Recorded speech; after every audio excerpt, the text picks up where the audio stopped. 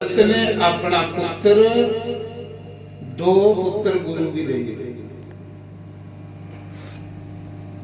पे गुरु मेरे पुत्रे का विआह करवा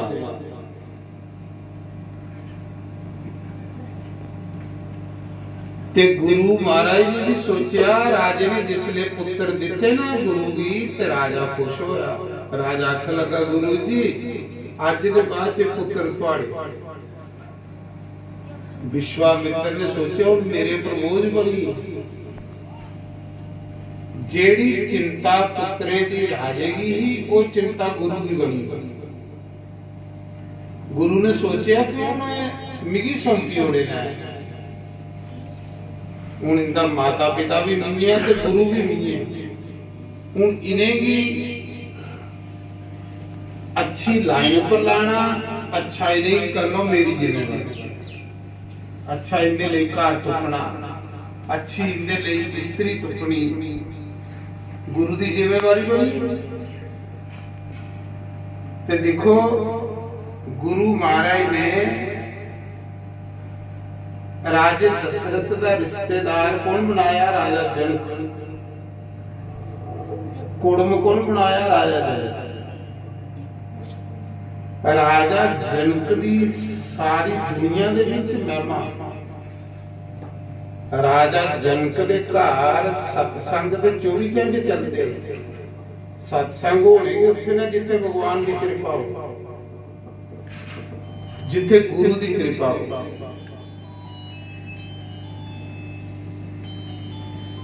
राजे जनक दे घर सत्संगे की भीड़ लगी रहती। वेद व्यास जैसे मुनि राजे जनक दे मित्र हैं। उत्थे जाई विश्वामित्र ने रिश्ता पाया।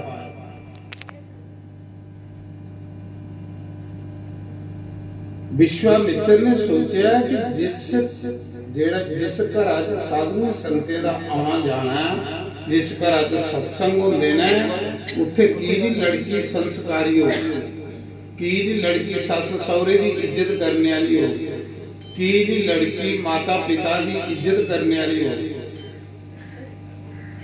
क्योंकि ते सत्संग होंदे ने।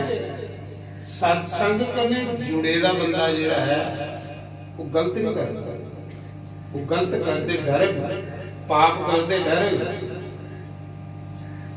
क्योंकि वो भगवान की मनने वाला बंदा हुंदा ते जिहड़ा भगवान की नहीं मनने वाला बंदा हुंदा वो उसी ना अपनी इज्जत की परवाह हुंदी ना दूसरे की इज्जत की परवाह हुंदी। तो इस करिए विश्वामित्र ने भी सोचा कि जे राजे दशरथ ने मेरी पुत्र सौंपे ना तो मैं ब्याह इनका उन्हें करे करना जिथे मेरी भी इज्जत बनी रहे। तो राजे जनक कन्या ने रिश्तेदारी बनाई। जिले राजे दशरथ की पता लगा कि विश्वामित्र ने तेरे पुत्रा का रिश्ता करी लिया ते राजा दशरथ बड़ा खुश हो, बहुत खुश हो। आखा गुरु दे हथे होए, गुरु महाराज ने किया सब कुछ सैल जो ना माड़ा हो नहीं सकता। जिहड़ा गुरु महाराज ने किया वो माड़ा नहीं हो सकता। सब कुछ सैल हो।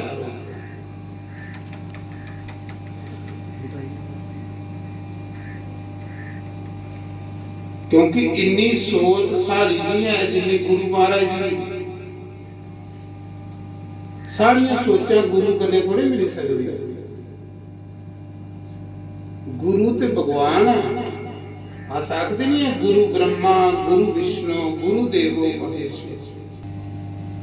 राजा दशरथ सोचने लगा गुरु ते भगवान है ते गुरुदेव रिश्ता करा दा ते मिगी सोचने की लोड़ पई, मिगी टेंशन करने की क्या लोड़ पई। राजा खुश होई।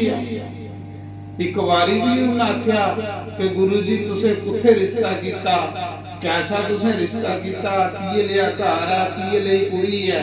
एक बारी उन्हें के गुरु ने कीता ते जिस घर गुरु महाराज जदे वो घर कितना सोहना होना। जिन्हें करे गुरु की फराटी होग, जिन्हें करे गुरुए का आना जाना होग, वो घर ते रब दा होना। ਉੱਥੇ ਤੇ ਅੱਛੇ ਲੋਕ ਵੀ ਹੋਣੇ, ਮਾੜੇ ਹੋ ਹੀ ਨਹੀਂ ਸਕਦੇ।